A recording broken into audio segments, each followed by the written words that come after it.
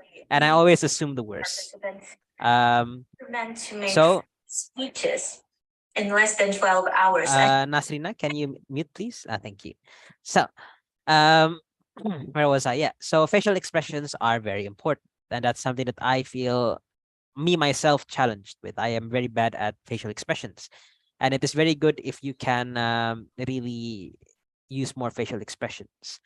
And agreed with what Dylan said regarding hand gestures.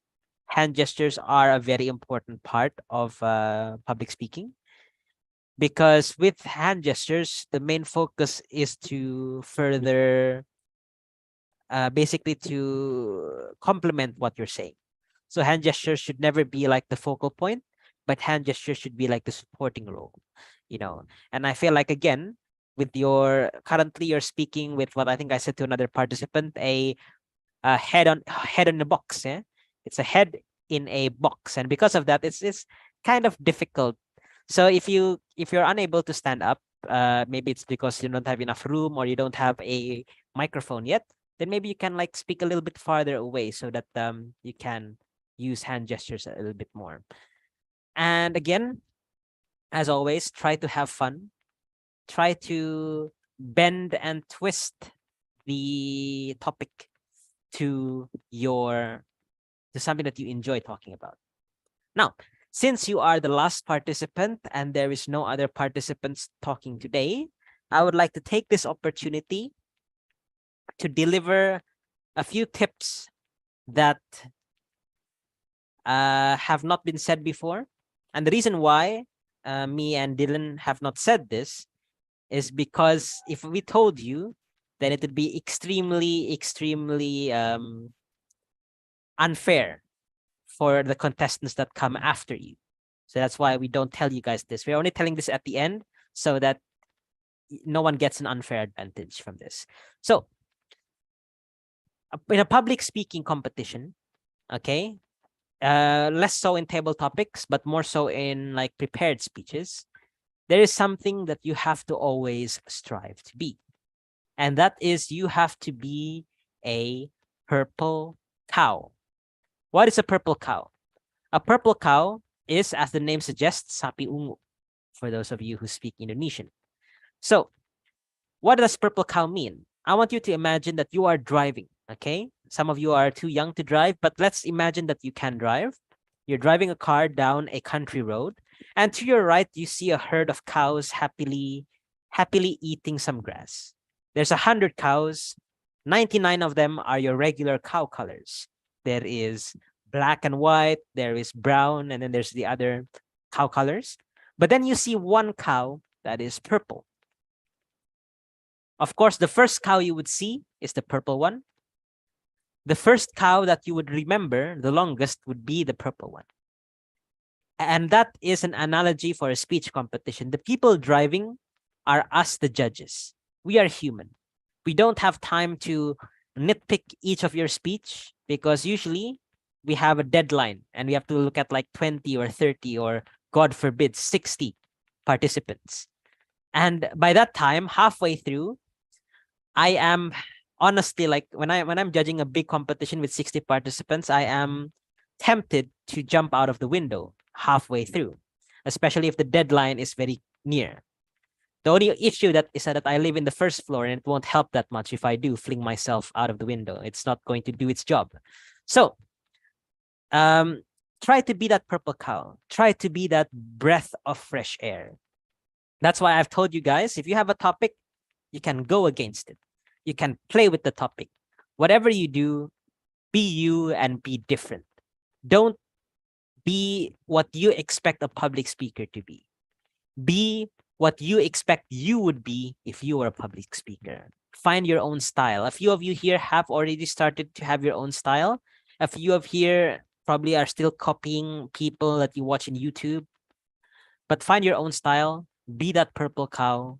And always, it's another very important thing, always remember about your most important audience. Now, me and Dylan, we're just regular people. We're not special in any ways. Where we don't feel ourselves as important, but we are, in the end of the day, judges.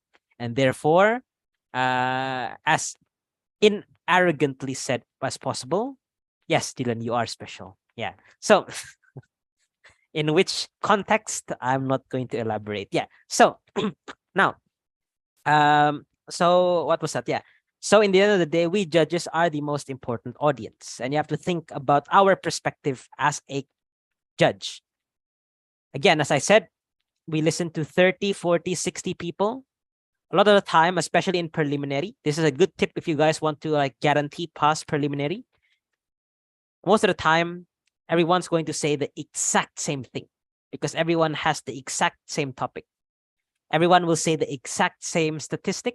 Everyone will even say the exact same quote from the exact same person. And basically, I'm just at this point as a judge, I'm just looking at 60 different versions of the same speech. And that is why we jump out of the window. So in order to prevent your judge from jumping out of the window, again, think of the perspective of the judge. You know, try to make your speech interesting. Try to be that purple cow. Try to think of how can my speech entertain the judge? Is it something different? And this is a very valuable tip that I do every time I write a speech. This is not insider information, but this is best practice for me. Every time I want to write a speech draft, the first thing I do is I don't write what I want to write. The first thing I do is I think, what will other people write? Okay. When I know what other people write, I know what to avoid. And when I avoid that, I become the purple cow that I should be. And that is a very powerful tip that you guys can do. Don't write what you want to write, because if you write what you want to write with a certain topic, I guarantee you everyone else will write the exact same thing as you. And when that happens, it's just the competition is just going to be this rat race on who's the better English speaker. And I can tell you, if you guys feel like your English is not good, that does not mean that you can win. You cannot win a competition. In every competition that I joined, I am never the best speaker in English. There are people who are better grammatically than me, people who are way more eloquent than me, people who have way more class than me. But the reason why I was able to compete against them is because I know that, okay, I can't compete with them English-wise. I can compete with them in how I execute it and what I actually bring to the table. And that is uniqueness. And that's what I want you guys to do. And again, me and Dylan, we did not share this topic, this tip at the beginning, because come on, it's going to be unfair for everyone else if they know what they have to do. But this is a good opportunity for you. In a future competition, you now know what to do. And as Dylan said eloquently, it's, be beautiful. You have to be you in order to be beautiful in a speech. And that's all for me. I hope you guys have a great experience in this speech competition. As much as it is for us as the judge to listen to you all, it has been a very wonderful experience. And I think Dylan would agree that the overall quality of this speech competition is above average compared to regular speech competitions. Yeah, far above. Like even us in like the score sheet between me and Dylan, I can see his and he can see mine. The difference between the best speaker and the lowest ranked speaker is not even 10 points in my scoring. So it's not even 10 out of 100. So it's very close. And now that you know that it's very close between the best and the, I won't say worst, but the best and the lowest ranked one, because everyone is in the finals. Come on, you're all great. Because the distance is so small, now you understand how important it is to do that little extra, to be different and to do more with what you have. And I hope that I can see you guys in a future competition. And I hope that when I see you, me and Dylan can give you the same thing that we said to Abdul, which is we saw you grow. Yeah, because that's the most important thing. You have to grow. If you don't grow, then it's going to be, yeah, you're wasting your time if you're not growing. So try to always grow. And that's all for me. Thank you very much. Oh, sorry. And one thing else. Yeah. So if you guys ever want to join a future competition again in the future, you can ask my WhatsApp number from the panitia if you want to ask any questions, or if you want to like you want me to like go over your draft in a future competition. As long as I'm not judging that competition, I'm always willing to help. Okay. But if I'm the judge of that competition, then I cannot help. Sorry. So I'm that discriminating. I'm judging or help you. I'll even put good marks. So I'm joking. I won't do that. But you can also ask for my you can also ask for my number and I'll help you out. Yeah. Yeah. I mean, me and Dylan, we're both just the same like you guys, just a few years older. We are also in your shoes. We've joined a lot of speech competitions. We have lost a few. We have won a few, and we know the what? Don't make me feel like I'm a failure. I've lost one competition. All right. Dylan only lost one competition, yeah. Yeah, but all what I'm trying to say is that we know the process. Whatever pains that you guys feel, we have been that way too. You're all better than we were when we were beginning. Like if you were competing against us, well, we would have to really run for our money, yeah, Dylan. We cannot relax if we were fighting against you guys. Thankfully, we are not fighting you guys. We are already in our cushy position as a judge, and hopefully one day, you guys can get this opportunity to be a judge also. But that's all for me. Remember, if you need any help in future speech competitions, you can always ask me and Dylan. We're always open. Our WhatsApp, yeah. Is there any questions maybe before we give the control back to the panitia? Any questions? This is a chance to ask siapa who's first. You can ask Yeah. who won the competition. I'll tell you. I don't think you can ask that. I don't think you can ask that question. We can't tell you who won, but Maybe you can. But... I mean, if you never want to judge again, sure. Okay. Any questions? Any questions before we give back to the panit? No. Okay. Questions. If there's no questions, then is that uninspiring? Are we that boring? I don't also know. I think you were just like they already learned everything from you, Dylan. So there's no questions. It's already clear as ice. Okay. So yeah. If you guys have any questions that suddenly pop up, again, you can ask our number, and then we'll happily answer questions that you have. For free. For free. Instagram or WhatsApp.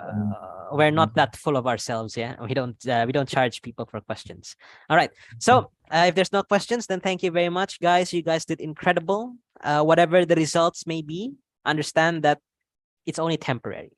If you win today, that might not mean that you will win tomorrow. And if you lose today, that does not mean that you will always lose. One of the greatest public speakers in Indonesia during our generation, his name is Arjun Murjani. He is in every single step of the way, I consider my superior. He's better than me in every single way. He is a better speaker. He looks better. He's taller. He's the whole package, but like way better than me. And he lost 13 competitions before he won his first one. And he is someone who's way better than me. So if you feel like, you lost this competition and said, maybe public speaking is not for me, remember Arjun, and in the end of the day, like what Dylan said, this is just something small. It's a smaller part of something even bigger. Whatever skills you get here, whatever trophies you get in speech competition, that does not matter in the future. Sure, the money is nice, but money disappears over time. What really matters is the skills that you gain, because public speaking is the skill of leaders, and just so you understand, leaders, they tend to make a bit more money than followers. So it's a very handy skill for you guys to learn, whatever your career may be in the future. It's always a good skill to have. And of course, you'll make lifelong friends along the way. Like me and Dylan, we met in a speech competition, and now we are good friends. Yeah. Especially if you guys if you guys get a chance to join offline speech, it's 100 times better. So if you join an offline speech competition, you feel 100 times more nervous, and at the same time, you feel 100 times it's 100 times funner. So try to join an offline speech competition if you can. And maybe, who knows, maybe BDRT in 2023 might actually be offline. Who knows? That's up to the panitia. But yeah, it's always fun offline because you can actually make new friends. And hopefully I And can see. yeah. Yes. So that's all for me. Dylan, you want to add anything? I just want to say well done to all of you. I really learned a lot. You really kept me awake from 3 a.m. to like 6:21 a.m. So well done to that. I didn't fall asleep. I think Hakman said everything already, and we are friends. We are a public speaking community. You've just joined a community, whether you knew it or you've been here before. It's a community, and the community always grows together. So you guys are gonna have juniors. You're gonna have other competitions. You're gonna meet people, help them, help each other. Don't forget each other. You'll meet each other, learn from each other, and trust me, it's a long journey ahead. Like Rahmat says, as much as it looks like we're judging, we're actually friends since 2017 or 16, 2017, and till 2022. We even have a podcast together, and we have Instagram pages together. We've got a lot of things that we do together, and we met right here where you guys are meeting today. And trust me, him and I are two totally different people, but we managed to keep our friendship just because we relate to in accordance with public speaking. So don't, as much as you might find this is just a competition, it might be, but it also might be a lifelong thing. All right. Who knew that an Indonesian would be a friend of Zimbabwe? In case anyone knows something where I am. Who would have ever know? Or someone who got someone here from Yemen. Now when you go to Yemen, you never know. You might meet Nasser and who like help you with a lot of stuff there, right? Of course. So this is a friendship, this is a family, this is a community. Grow, live, learn. And yeah, really nice to meet you all. And Alicia, still love you here. I'm really jealous. I thought I had the best hair in this competition, but like I'm kind of jealous. But yeah, thank you all, and thank you especially to BINA DARMA for organizing this. Thank you for inviting me. And as much as I've been saying I've been up since 3 a.m., it's not a regret. I just say it for fun. It's not a regret. If I really would have been bothered by it, I'd have said no. But I'm here. So thank you very much to you guys. Well done for the coordination. Well done for the organization. And hopefully I can be offline next year, and I'll be more than an honor to be part of it. And to the people that are competing, make this a thing. Why not make a record? Why don't all of you come back next year? That would be so much fun, wouldn't it? Right. Thank you very much, and hope to see you again. My WhatsApp number, you can get it from the community if you want it, and my Instagram, I'm sure you know it. They tagged me in their post, so you can just go find me there. Thank you. Merci beaucoup. Obrigado, Tatiana. Terima kasih banyak. Thank you so much, Mr. Rahmat, and also Mr. Dilan for the very fun and insightful speech. And before we close this meeting, could you please guys turn on your camera so we can do a documentation for Pritika and also Shane? Could you please turn on your camera? Do you hear me, guys? Pritika or Shane, or please give me a sign if you could not or possible to turn on your camera.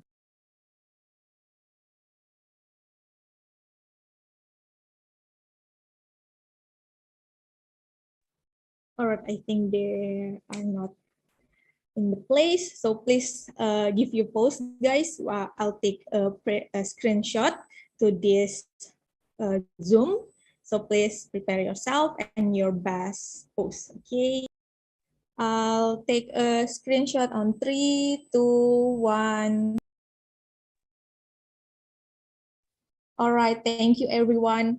And also for Mr. Rahmat and also Mr. Dilan, do you have any additional input or advice or feedback toward our competition beside the speed that you are delivered already? We'll probably deliver it later privately. So, but overall, it was a good competition. It was fun. I think everyone enjoyed it. And I don't think there were any technical issues, which is quite rare for an online speech competition. Usually there's a whole bunch of technical issues. Yeah. So I'm happy that there was no technical issues. So overall, it's great. The things that can use like a little bit of refinement, we'll talk to you privately later. All right then. Okay, I'll give you some important announcement regarding to the winner announcement. So the winner announcement will be held on our closing ceremony, which is tomorrow, and the date maybe it will start on 9 a.m. GMT, guys. But the exact and also further information will be shared on our WhatsApp group, and also the link, the exact time.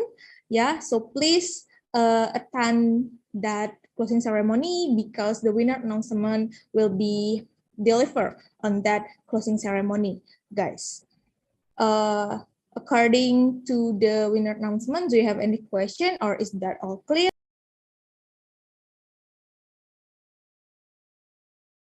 All right, I think it's clear. If you have any additional question, please ask.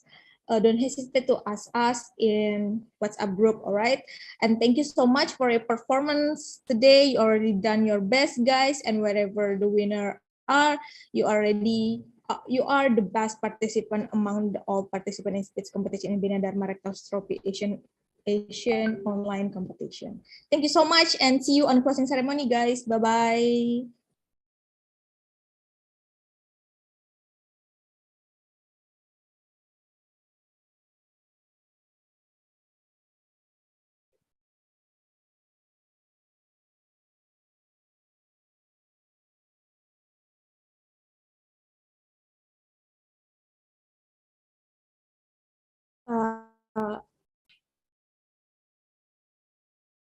Is there a like talking between panitia and judges after this, or?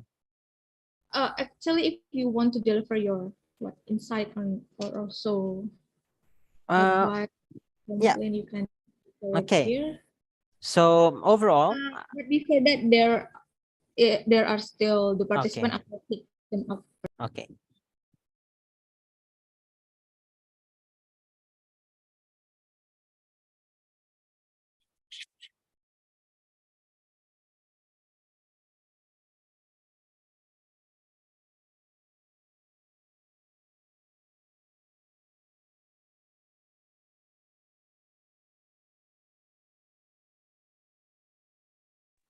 All right, Kak. Okay. You're done. So basically, I think the competition was very well. So give my appreciation for everyone who's in the BDRT committee. You guys did a great job. Now the things I feel like that could have that could improve a little bit would be the feedback session for uh for the competition. I feel like it should be best like for prepared speech, and the feedback should be like everyone does their prepared speech and then there's feedback. And then for table topic or impromptu like this one, I think it's again better to have the feedback at the end. Oh, I see. Why? Because me and Dylan were like very afraid to give feedback to people at the beginning. Because imagine if we give the first person some very valuable feedback, the next person can immediately use the feedback. But the first person is unable. So it's unfair for the first person. So what I think it could be replaced with is instead of a feedback session after each participant, the feedback is moved at the end as a general feedback. And what replaces the feedback is a question and answer session. So maybe we can ask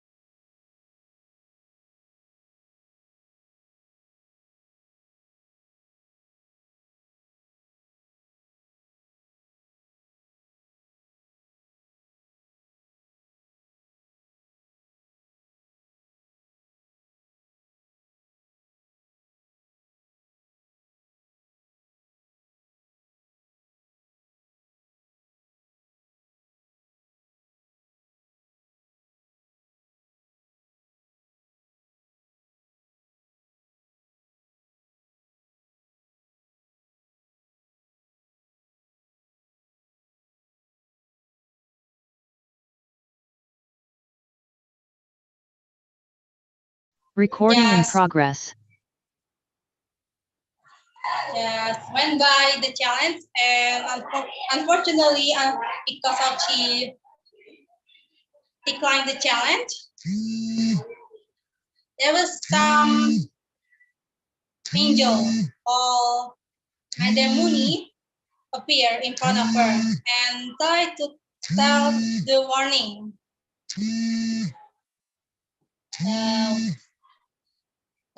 What will happen to her?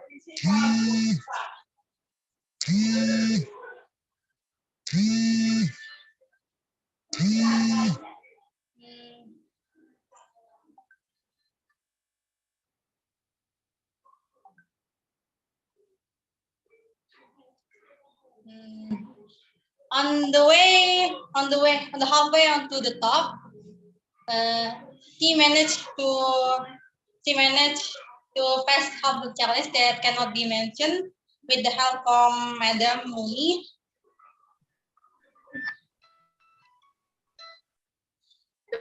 Plot twist. The plot twist is Scream.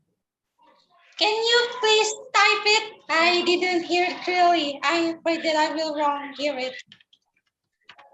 There you go. I wrote it down. Scream. Can you give me a second? Second. You have 30 seconds to prepare it again.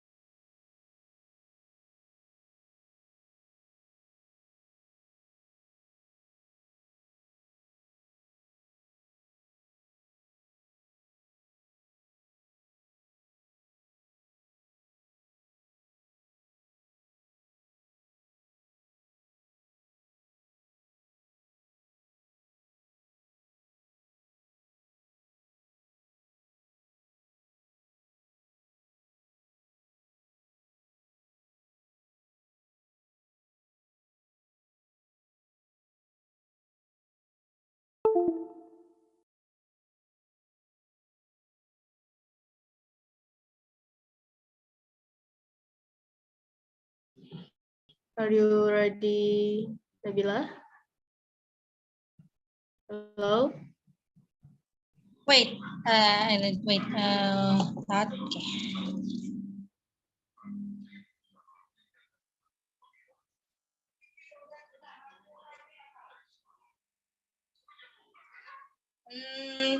On the halfway,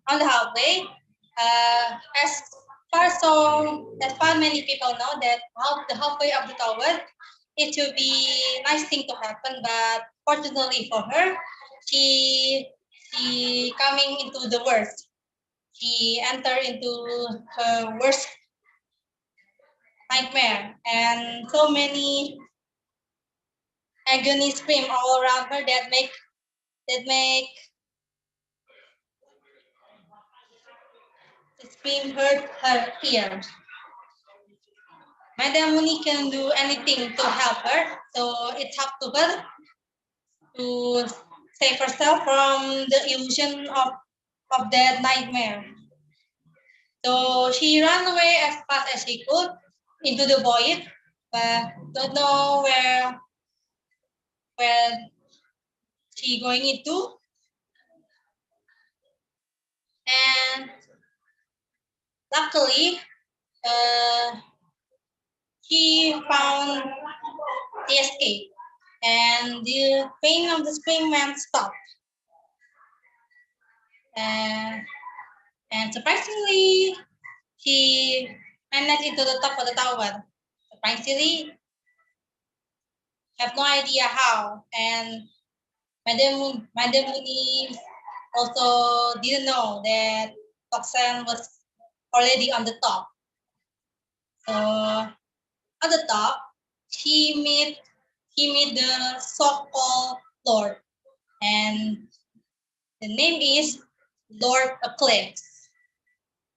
He is the ruler from the world that spirit animal live. That it should be obey the rule or from society and dislike Roxanne that always going into the impulse. And when Roxanne confront in front of the Lord, uh, the Lord is not what she expected.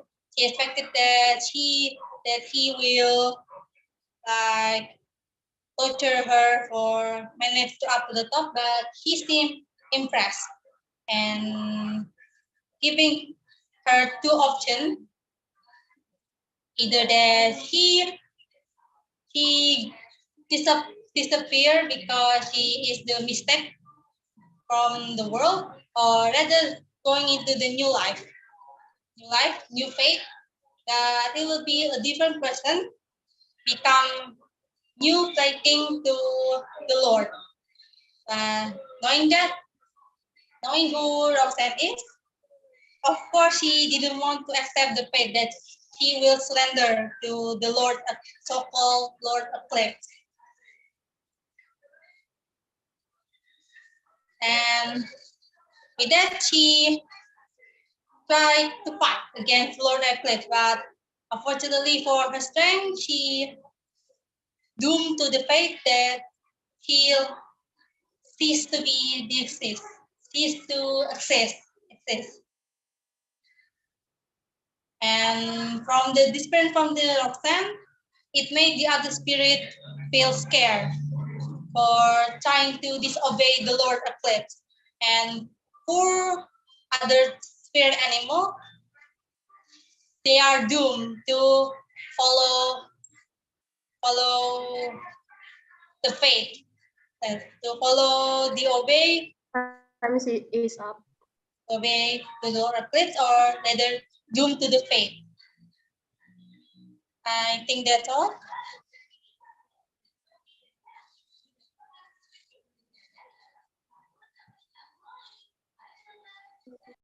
All right. Thank you so much, Nabila, for your amazing performance. Faiza will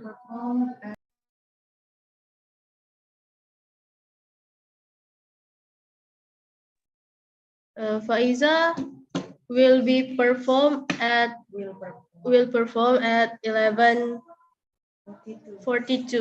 We have already sent you the words. Okay, Kak.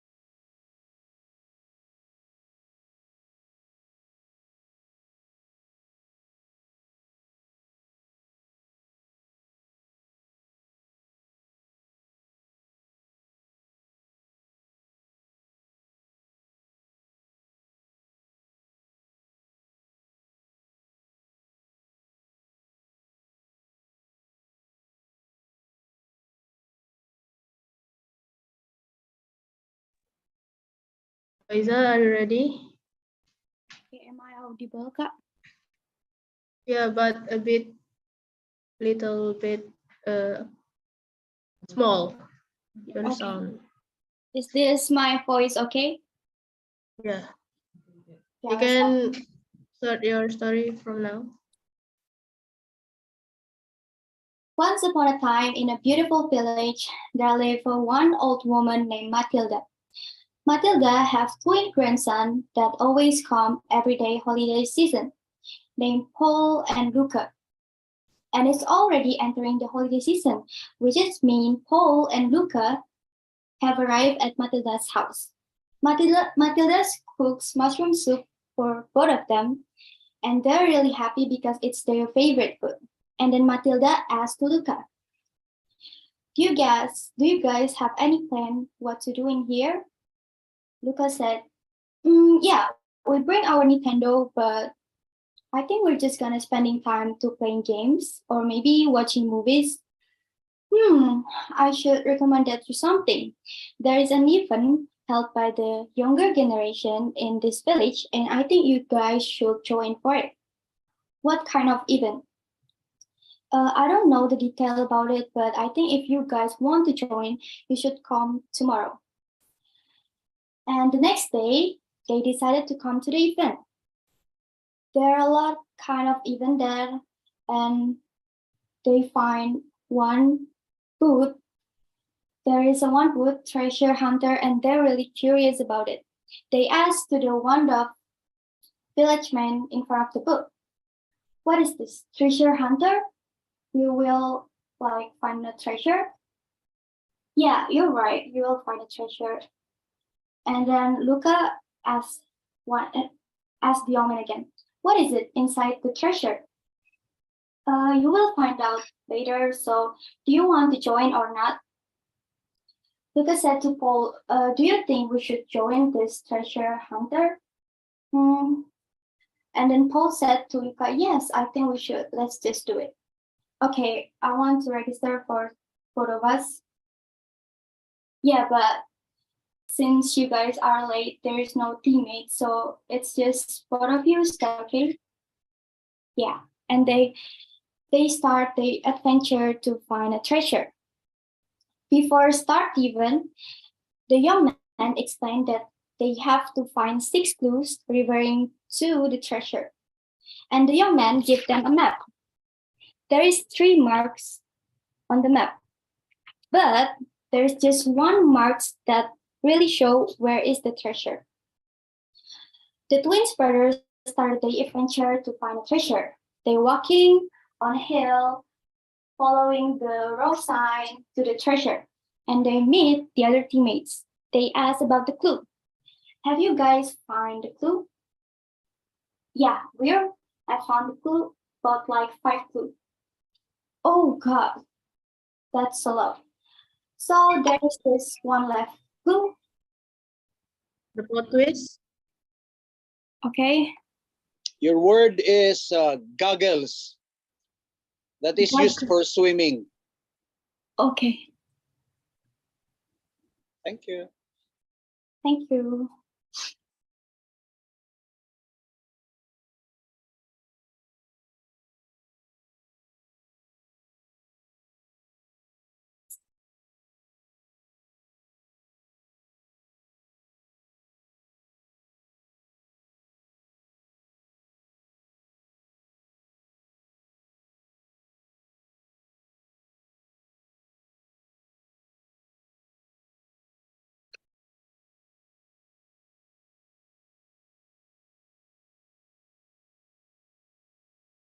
Kak, sorry, ini ada suara azan agak ganggu nggak ya atau aman aja? It's okay. Okay, I will continue the story. So after the twins brother meet the other teammates said that they have found 5 clues, which is mean there is one left clue. And then the twins brother asked, "Could you please tell me what is it said on the clue?" The teammates are looking at each other and kinda look suspicious, and they agreed to give the twins brother clue. Right. We're gonna give you guys a clue. So yeah, what is it? You have to go to the waterfall, and then when you see a man with a pirate costume with an eye patch, you should come to that man and say you want to find a treasure. And this man will lead you to one of the places on the map that marked. Okay, so I have to go to the waterfall and meet this man with a pirate costume and eye patch. Yes, you're right. Okay, thank you for the clue. And then the twins brother start to walk to the waterfall. When they arrive, they feel confused and strange because there is no man with a pirate costume and eye patch. Paul said to Luca, I think the other teammates were lying to us. Luca said, no, they're all kind. I mean, Paul, they give us a clue. I think they're all kind. They wait hours by hours for the man with the pirate costume to come. And suddenly Paul said, while we wait, why we're not swimming in this waterfall? And they start to swim using the goggles. That suddenly they're on the top of the rock. After their swim on the waterfall, the day is getting dark, and Paul starts saying to Luca, Luca, we should go home because it's getting dark. I mean, we should wait for the pirates to come. I think there is no pirates. They're all lying to us. They decided to go, but it's already dark. They lost. They don't know where to go. They feel confused, also hopeless, because they know that they believe that the other teammates already found the treasure. And then they go back to the waterfall. When they go back to the waterfall, there are some different things in the waterfall. Paul, look at that. Is there a cave? Paul said to Luca, what, a cave? Yeah, you see, behind the waterfalls, there's a light inside the cave. We should go there, Paul. Why? I mean, it's so dark. I'm so scared. Don't go there. Paul, please, just this time, please. Please, we have to go there. We have to check if there are any things there in the cave. And there, the twins brother go to the cave.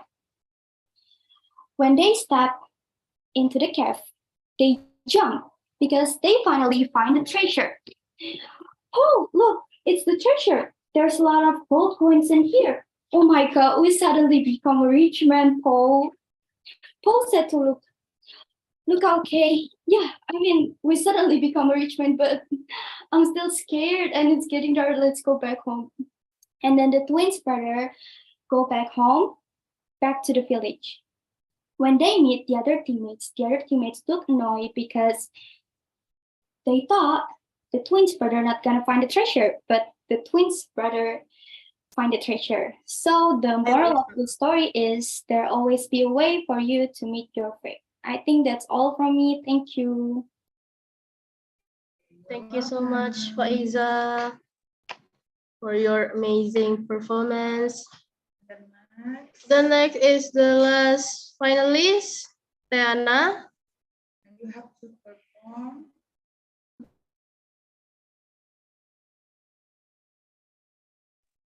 Teana, you have to perform your performance at 11:55. Prepare. Okay, thank you.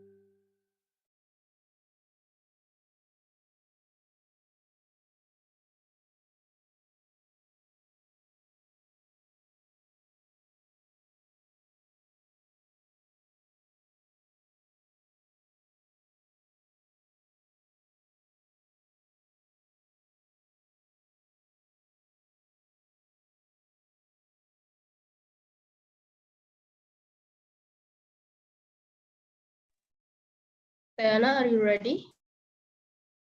Okay. Am I audible? Yeah. You can start from now. Okay. Do you know, guys, a person's fortune can make herself greedy, right? He wants all of his luck for his, not for anyone else, or not even to help each other. But fortune can change what fate will actually happen to us. So, hello everyone. Now I want to tell the story. The story is about the very wealthy woman. I hope you like it. Once upon a time, there lived a very wealthy woman in a small village. She lived alone in the very big house. She was very greedy, so people called her Baginda and I'm the richest woman in this village. All this wealth are mine. No one can take even a little cent from me. I have all this by my own. So why do I have to share the things with the other? Thought about.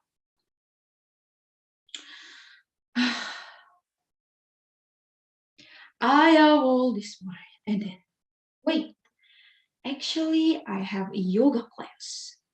But before that, I just want to dancing.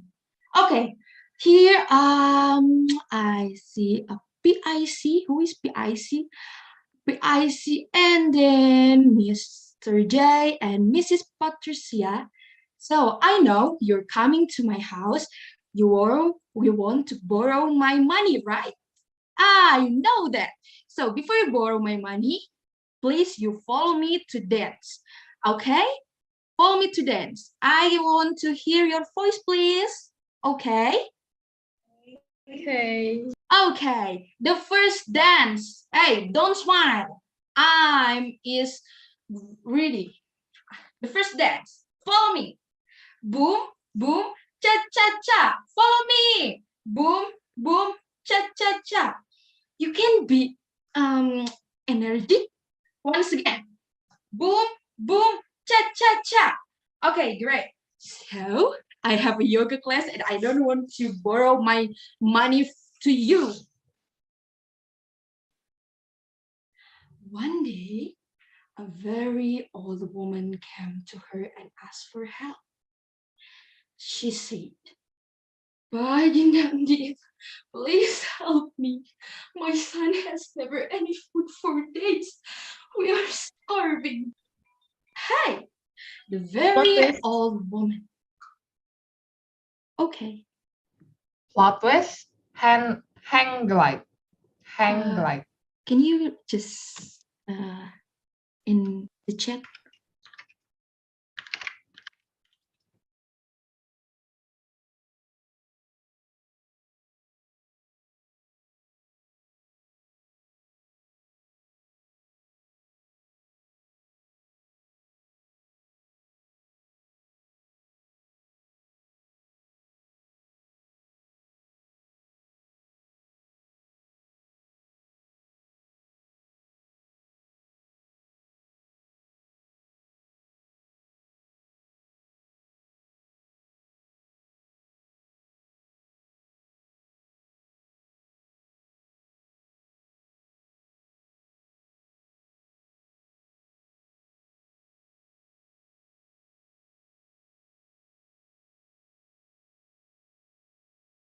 Can I continue the story? Yes, you can. Okay. Hey, the ugly old woman. Get away from me. I don't care with you or your son. Whatever you're starving or dying is not my business. And then, wait. So, I have the highest throne. So, you have to obey to me. Just get away from me. Baginda Andit saw. And then Baginda Andit pushed the crow. She didn't feel like a little sorry for the old woman. Even she got angrier. Baginda Andit sprayed the woman with some water. And then the woman came out of her yard. Ha ha ha ha! What such a foolish man! Who does she think she is? So that she comes to me for help. Ooh, I just want to drink my very pricey water. Wait a minute. It's so good, you know. And a few days later, a very old man with a stick to walk, he come to Baginda Andit house and say that she want to have a water. Baginda Andit, please help me. I'm so thirsty. If you don't mind, I'll take her water from your well. The old woman said, hey, the poor old man. I don't want you to take any drop of my water. Any drop of my water is only for me. No one can take any of them. And the man went by. Use his sword. But the Baginda Andit house here. You can take everything I have. You can break everything I am, like made of glass, like made of paper. Go on and try to tear me down. I will be rising from the ground like a skyscraper, like the skyscraper. Man went by. He used his stick to walk. He stopped by the Baginda Andit house yard, put his stick on the ground, and shouted, Baginda Andit, you don't want to lose any drop of my water? Now I will give you more water. Wait. What? More water? What does it mean? Wait, what? Oh, I'm so scary. Please forgive me, please. No, Baginda Andit. No, I don't want to forgive you. He took his stick on the ground and the water came out, brush into the air. Oh my God, just a little water. So, for the little water, I just hang glide and nothing lah for me. Baginda Andit said like, oh my God, you're so greedy, Baginda Andit. You're so greedy. And he took his stick to ground again. 1, 2, 3. And water came out more and more, burst into the air. It swept all over the village into a lake. Baginda Andit first drowned, like, help me. Like that. Baginda Andit was drowned with all of her weight. And then the people called the legend of Situ Baginda. Okay, Situ Baginda is done. Okay, hey everyone, this is Dan again. Before I start my story, I just want to know, have you know what is the moral value of the story? Anyone know? I think you know, but you shy to open your mic. Okay, anyone know? Okay, great. So the moral value of story, don't be greedy, guys. Don't be greedy, because it will be disaster. I'm Tana Riandinita Putri, a fat girl. Good afternoon. Thank you so much, Diana, for the amazing performance. Thank you so much for all the participants who performed today. Hope you guys get the best result. I will announce. We will announce the announcement for the winner tomorrow. Once again, thank you so much. You can leave the Zoom meeting for now. Thank you so much and goodbye.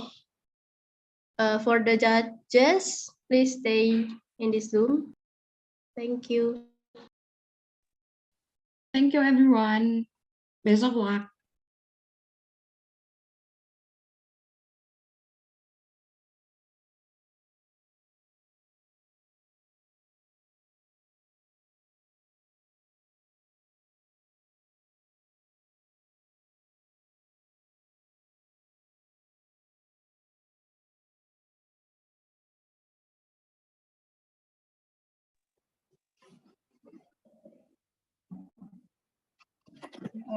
Hello, good afternoon. Here is the committee. We want to say sorry first because of the misunderstanding in the morning, and also we would like to say thank you for your participation in this event. And then next, we want one of you or both of you to make a set video, or you can directly do it here as the, what we call it, testimony of this event, about this event. So to do that, Sure, I'll send the Miss video or as soon as possible. I'll just send the video to Dinda, right?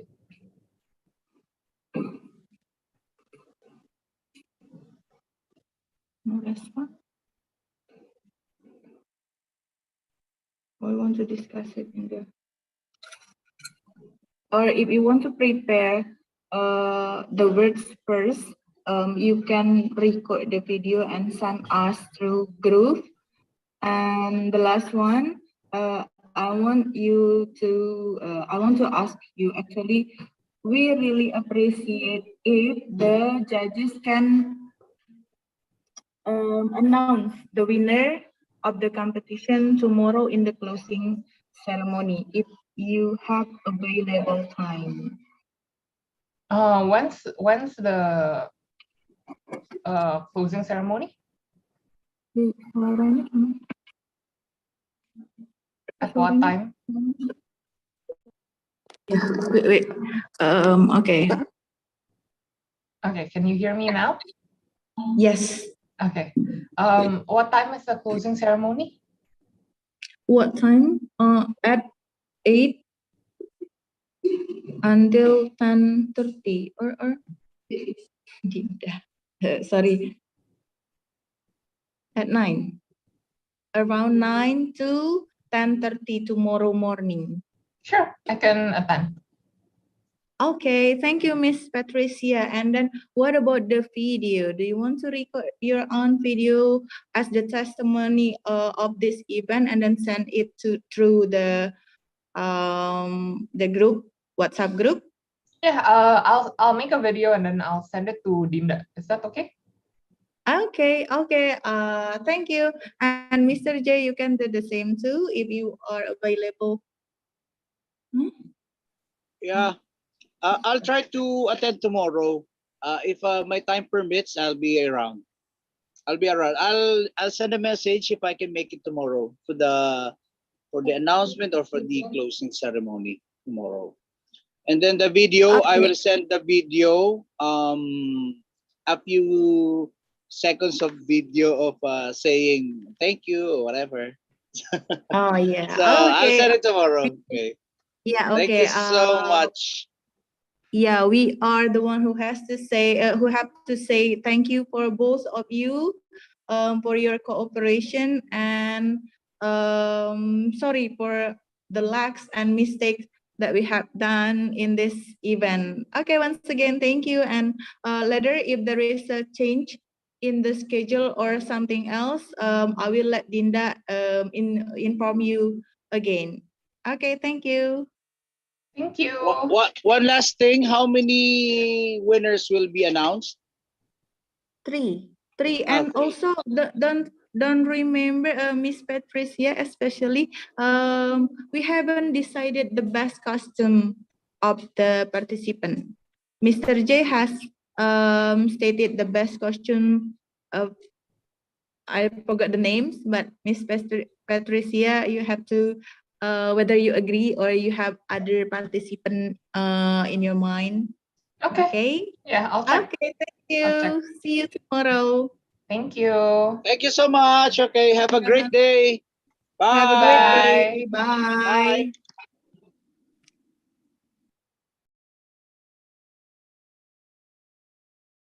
Recording